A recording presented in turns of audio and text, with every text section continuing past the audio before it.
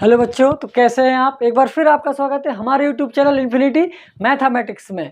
आज हम कक्षा 9वीं अध्याय 2 बहुपद से संबंधित सभी उसके जो मुख्य बिंदु रहेंगे उन पर हम बात करेंगे कि बहुपद के अंतर्गत हम किन किन चीज़ों को पढ़ने वाले हैं और बहुपद की क्या प्रस्तावना, वो सब का सब हम इस वीडियो में कंप्लीट करेंगे। तो चलिए स्टार्ट करते हैं आज की क्लास।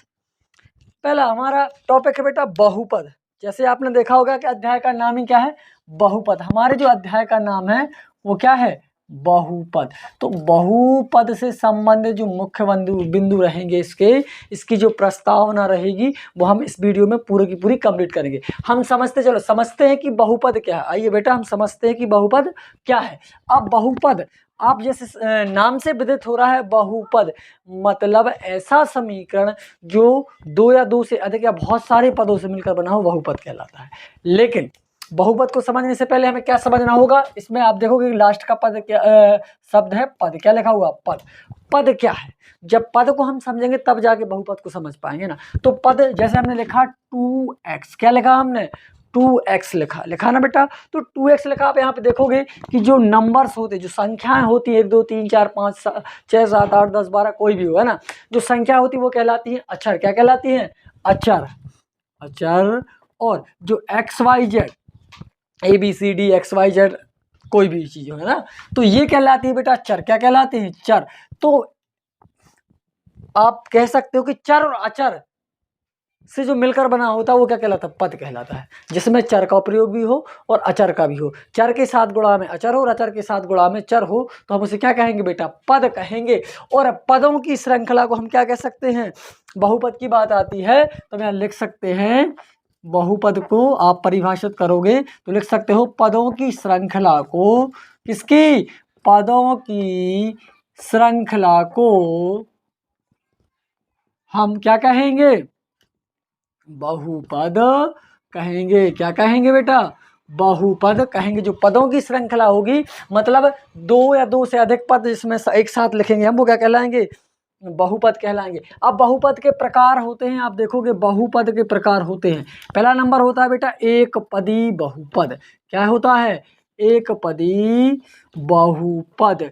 दूसरा होता है द्विपदी बहुपद। क्या होता है, द्विपदी बहुपद। हम समझाएंगे आपको कि एक पदी द्विपदी क्या होता है। तीसरा एक प्रकार होता है वो क्या कहलाता है, त्रिपदी बहुपद। क्या कहलाता है, त्रिपदी बहुपद। एक पदी बहुपद, द्विपदी बहुपद, त्रिपदी बहुपद। तो इससे आप क्या समझते हो, एक पदी से। एक पदी का मतलब होता है जब बहुपद कैसा हो जिसमें एक पद से मिलकर, जैसे 2x तो एक पद है, हमने लिखा 5y, हमने लिखा 6z, तो ये एक एक पद दिख रहे हो ना आप, सिर्फ एक सिंगल पद है, तो इसे कहेंगे एक पदी। और द्विपदी बहुपद क्या होगा, जिसमें दो पद एक साथ आ जाए। जैसे हमने लिखा 4x धन 5y लिखा हमने, और कुछ भी लिखा 6z प्लस 4y लिखा, सपोज दैट, मान लीजिए कुछ भी। तो आप इसमें देखोगे कि एक और एक दो पद है इसमें, तो ये द्विपदी होगा। त्रिपदी की परिभाषा आप खुद जनरेट कर सकते हो। त्रिपदी मतलब क्या, जिसमें 3 पद होंगे। जैसे आपने लिखा 6y² प्लस 5y प्लस 7, 1 2 3 पद है कि नहीं, देख लो, एक पद, दूसरा पद, तीसरा पद, आप कुछ भी ले सकते हो, कुछ भी आप ले सकते हैं ना। तो आप इसकी बहुपदों में परिभाषित, एक पदी को परिभाषित कैसे करोगे, जिसमें एक पद होगा वो एक पदी। द्विपदी बहुपद ऐसा बहुपद जिसमें 2 पदों से मिलकर बना हो या जिसमें 2 पद हो, है ना। त्रिपदी बहुपद ऐसा बहुपद जो 3 पदों से मिलकर बना हो, वो त्रिपदी बहुपद होगा। ठीक है। अब बहुपद में एक चीज और आपको हम समझाना चाहते हैं, चर के आधार पर। देखो बहुपद चर के आधार पर भी प्रकार होते हैं। कैसे, पहला होता है रैखिक बहुपद। समझना जरा, रैखिक बहुपद ये था पदों के आधार पर वर्गीकरण। किसके आधार पर, पदों के आधार पर वर्गीकरण। 3 प्रकार के होते हैं बहुपद। अब रैखिक बहुपद। दूसरा होता है द्विघाती बहुपद, द्विघाती बहुपद। तीसरा होता है बेटा त्रिघाती बहुपद, त्रिघाती बहुपद।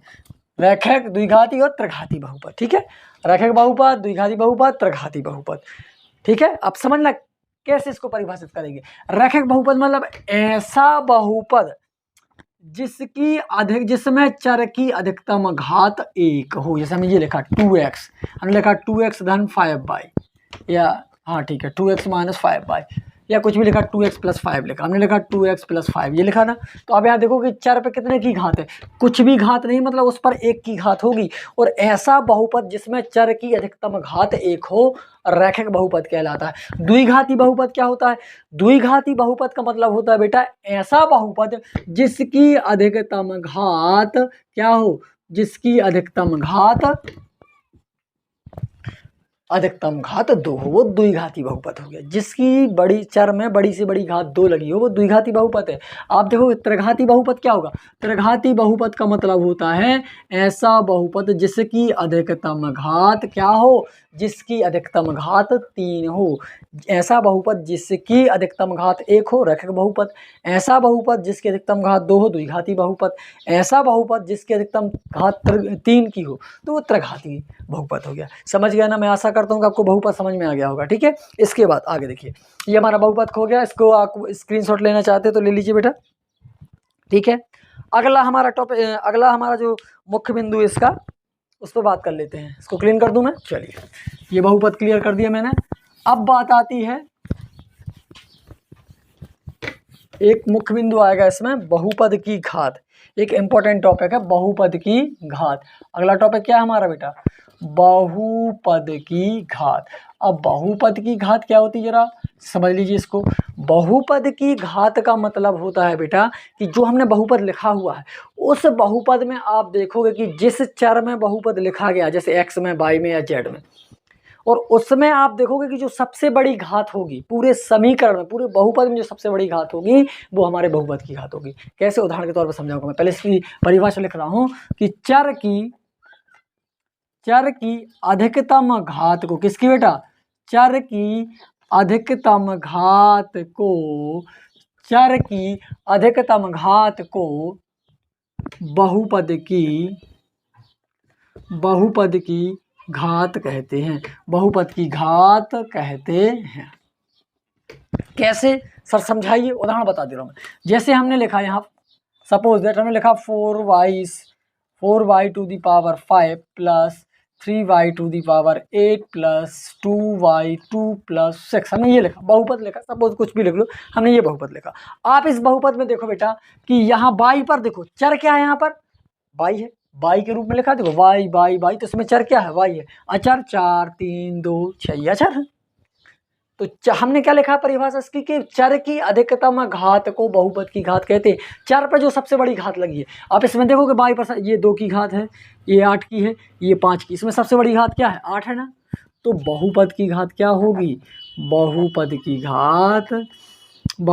घात 8 होगी। तो पूरे बहुपद की घात क्या होगी? 8 होगी। आप और भी कुछ लिख सकते हो, जैसा ये हमारा पहला था, आप दूसरा यहाँ लिख सकते हो। जैसे हमने लिखा 6x3 plus 5x to the power 4 plus 3x plus 2, ये लिखा हमने समीकरण।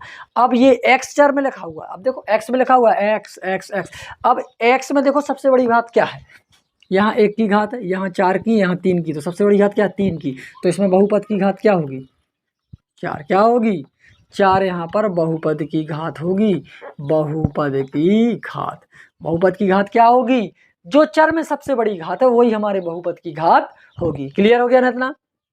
ठीक है, ये टॉपिक आपको समझ में आया, बहुपद की घात, है ना। चलिए अगले टॉपिक पर बात करें, बहुपद के शून्यक। अगला टॉपिक हमारा बेटा बहुपद के शून्यक। इस पाठ का जो बेसिक है, अध्याय 2 बहुपद का जो भी प्रस्तावना है, जो बेसिक है 0 से मैं सारा इसी वीडियो में कंप्लीट कर दूंगा। इस वीडियो को आप अच्छे से देख लो और सीख लो। ठीक है, अगला क्या हमारा बहुपद के शून्यक, इस पर चर्चा करते हैं जरा। क्या लिखा बेटा? बहुपद के शून्यक। अब बहुपद के शून्यक क्या होते हैं समझ लो जरा। बहुपद के शून्यक, अब समझ रहे हो? बहुपद मतलब ये बहुपद है के शून्यक, मतलब ऐसा अंक जो उसको शून्य कर दे। तो आप इसको परिभाषित कैसे करोगे? आप इसको परिभाषित कर सकते हो कि बहुपद में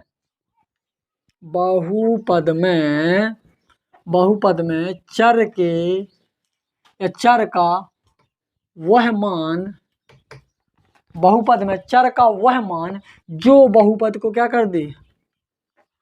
जो बहुपद को शून्य कर दे। क्या कर दे? शून्य कर दे। बहुपद में चर का वह मान जो बहुपद को शून्य कर दे। बहुपद के शून्य कहलाते हैं, क्या कहलाते हैं? बहुपद के शून्य कहलाते हैं। अब शून्य कहलाते हैं, सर उदाहरण के साथ बताओ, ऐसा हमें समझ में नहीं आ रहा है। बहुपद के शून्य, स्क्रीनशॉट ले लो आप इसका।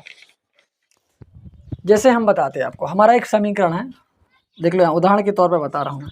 एक हमारा बहुपद है, मैं आपको यहाँ बता देती हूँ। हमने लिखा हमारा बहुपद है 2x धन 1 बराबर 0 है, ठीक है, ये हमारा समीकरण है।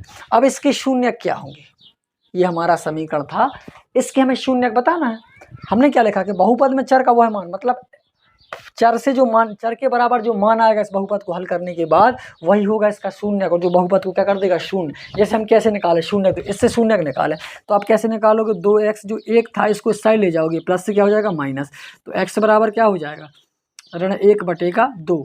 अब इस x का जो मान है, ऋण 1/2 आया जो x का मान, ये कहलाएगा बहुपद का शून्य। और अगर आप इस मान को इस समीकरण में रखोगे तो ये 0 हो जाएगा। देखो कैसे, हमने रखा 2x धन 1 बराबर 0, रखूँ x यहाँ पर 2 × x में क्या रखना? ऋण 1/2, ऋण 1/2 धन 1 बराबर 0। वो तो आना ही, चेक करके बता रहा हूँ मैं ना। 2 से 2 कैंसिल, क्या बचा यहाँ पर? ऋण 1 धन का 1, ऋण 1 में से धन का 1 गया, 0, क्या आएगा? 0।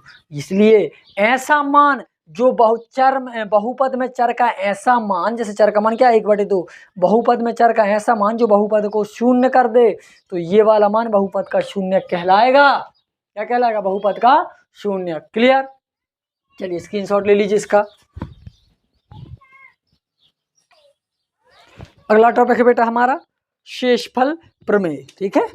क्या है? शेषफल प्रमेय। शेषफल प्रमेय क्या होती है, जरा समझिए इसको, है ना। शेषफल प्रमेय, शेषफल प्रमेय होती है भाज्य बराबर, समझ लो जरा यहाँ पर बेटा, हिंदी में बता रहा हूँ मैं, भाज्य बराबर भाजक, ये तो सुना ही होगा, भाज्य सर भाजक क्या होता है? भाज्य बराबर भाजक गुणित भागफल धन शेषफल, धन शेषफल।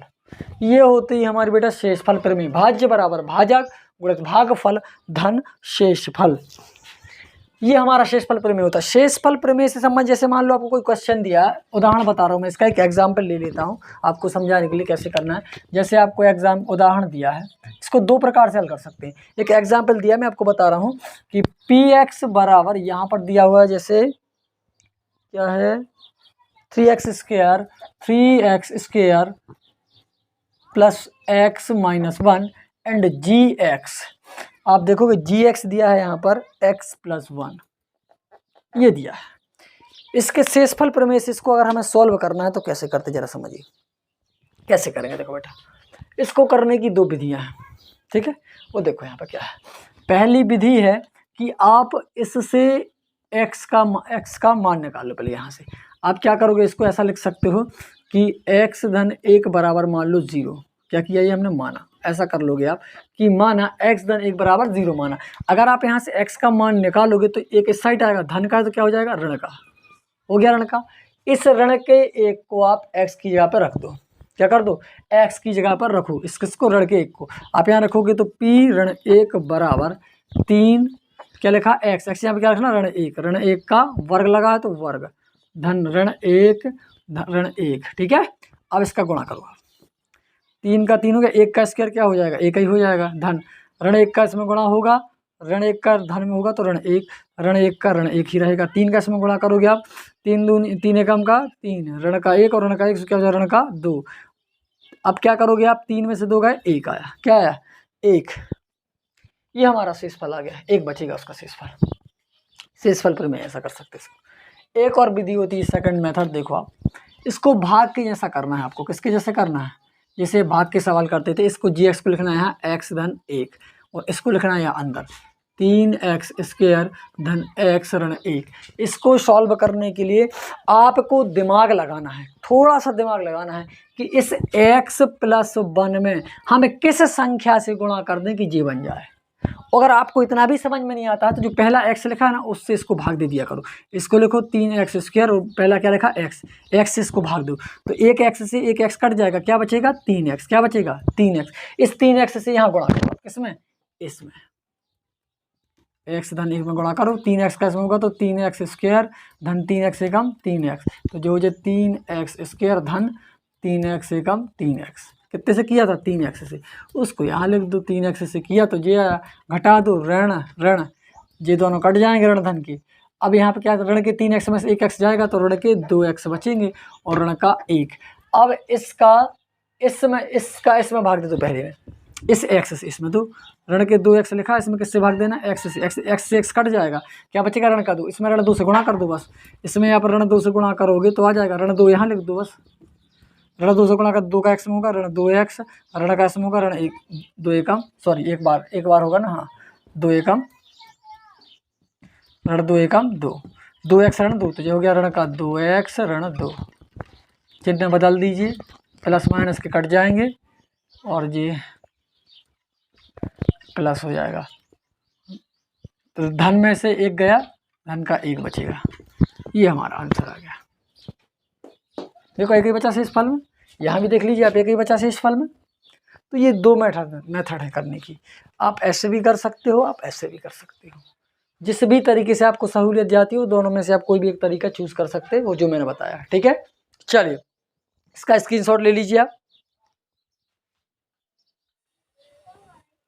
चलिए नेक्स्ट वीडियो सॉरी नेक्स्ट को हमारा अगला टॉपिक है,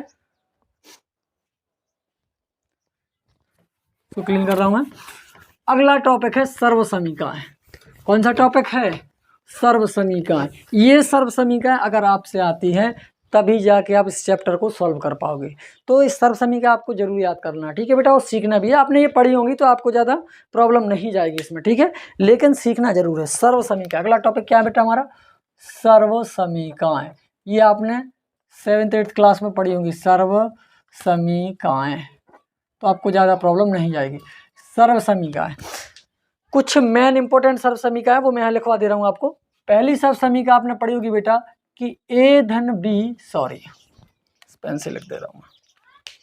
सर्व समीकरण पहली सर्व समीकरण होती है जो कई बार आप पढ़ चुके होंगे, a धन b का होल स्क्वायर बराबर होता है बेटा a स्क्वायर धन b स्क्वायर धन 2ab, ये पढ़ा होगा आपने। दूसरी सर्व समीकरण होती है a ऋण b का होल स्क्वायर बराबर a स्क्वायर धन b स्क्वायर ऋण 2ab, ये सर्व समीकरण होगी। तो इसमें अंतर ये ऋण और धन का अंतर रहता है। अगर यहाँ पर धन है तो सब जगह धन होगा और बीच में ऋण है तो यहाँ पे बस ऋण हो जाता है। तीसरी सर्व समीकरण बहुत इंपॉर्टेंट है, ये बार बार आपको यूज होगी, a स्क्वायर ऋण b स्क्वायर बराबर होता है बेटा a धन b a ऋण b। ये सारी की सारी सर्व समीकरण आपको याद करनी पड़ेंगी। इसको हम सिद्ध भी कर सकते हैं लेकिन याद कर लेना, ये हमें जब बार बार आप सॉल्यूशन करोगे तो ये आपको रट जाएंगे, ठीक है। थर्ड 4th नंबर सर्व समीकरण, ये हमारी 3 सर्व समीकरण होगी। चौथे नंबर की सर्व समीकरण है अगली, है ना, x plus B and x plus B. आप ये लिख सकते हो, सॉरी यहाँ पे x plus A and x plus B, ठीक है, बराबर क्या हो जाएगा एक्स स्क्वायर, आपने पढ़ा होगा x प्लस ए इंटू एक्स प्लस बी बराबर ए स्क्वायर, यहाँ पे हो जाएगा ए स्क्वायर प्लस ए धन B into X plus A B. ये हमारी सर्व समीकरण होती है, ठीक है। इसका यूज भी एक एक्सरसाइज, पूरी की पूरी एक्सरसाइज में इसका यूज होगा, ठीक है, तो आप इसको भी अच्छे से कर लो। 5 नंबर की सर्व समीकरण हमारी a प्लस बी प्लस सी। मान लीजिए 3 संख्या है तो पहली संख्या को a मान लेंगे, दूसरी को b मानेंगे और तीसरी को c मानेंगे। और जब तीनों संख्याओं का स्क्वायर होता है तो इसका फॉर्मूला होता है बेटा a स्क्वायर धन b स्क्वायर धन c स्क्वायर, तीनों का स्क्वायर करके हो जाता है plus 2ab plus 2bc plus 2ca। बिल्कुल ईजी है, ये होता है हमारी 5 नंबर की सर्व समीकरण। अगली 6वें नंबर पे आते हैं हम बेटा। 6वें नंबर पे सर्व समीकरण आती है a धन b का होल क्यूब। मतलब अभी आपने पढ़ा कि a धन b का होल स्क्वायर मतलब 2 की घात। अब आप पढ़ेंगे a धन b पर 3 की घात। तो a धन b पर 3 की घात का फॉर्मूला होता है बेटा a के ऊपर 3 की घात धन b के ऊपर 3 की घात धन 3ab, ध्यान से रखना 3ab इंटू a धन b। ये होता है हमारा फॉर्मूला। जब a प्लस बी के ऊपर 3 की घात है तो a के ऊपर 3 की घात धन b के ऊपर 3 की घात धन 3ab इंटू a धन b। अगर इसी में 7वें नंबर पे अगर इसी में लिखा है कि a ऋण b के ऊपर 3 की घात, अब इस धन की जगह ऋण है तो क्या होगा, जहां जहां धन था वहां क्या हो जाएगा, ऋण हो जाएगा। a क्यू ऋण b क्यू ऋण 3ab a ऋण b। ये हमारा क्या हो गया, ये हमारे फॉर्मूलाज हो गए। ठीक है, क्लियर। ए ऋण बी का होल क्यू बराबर ए क्यू ऋण बी क्यू ऋण 3ab इंटू ए ऋण बी। ठीक है, ये हमारे साथ सर्वसमीका होंगी। इसके अलावा और भी कुछ सर्वसमीका हैं, वो हम क्वेश्चन के साथ ही कर लेंगे। ठीक है, लेकिन ये मोस्ट इंपॉर्टेंट है, जो ज़्यादातर यूज होने वाली है आपके फॉर्मूलाज में, तो आप इसको अच्छे से कंठस्थ कर लीजिए और आप इसका स्क्रीनशॉट भी ले लीजिए। ठीक है, चलिए स्क्रीनशॉट ले लीजिए। अब इसी के साथ हमारे जितना हमने अभी आपको बता दिया है, ये हमारे चैप्टर 2 का पूरा बेसिक जो इस अध्याय 2 बहुपद की जो प्रस्तावना थी बेटा, वो पूरी की पूरी प्रस्तावना मैंने अभी इसी वीडियो में कंप्लीट कर दी है। और पूरा का पूरा जितना आपको सिलेबस था इस चैप्टर का, वो पूरा मैंने इसमें समझा दिया है, बेसिक क्या था इसका। अब इसके बाद हम क्या करेंगे, एक्सरसाइज सॉल्व करें, इसकी जो प्रश्नावली है वो हम क्या करेंगे, उसको सॉल्व करेंगे। ठीक है, तो आप इस वीडियो को अच्छे से पढ़ें और सीखें, और अगर कोई भी प्रॉब्लम है तो आप कमेंट करें, और अगर वीडियो अच्छा लगे तो लाइक सब्सक्राइब जरूर करें। मिलते हैं नेक्स्ट वीडियो में। Thank you.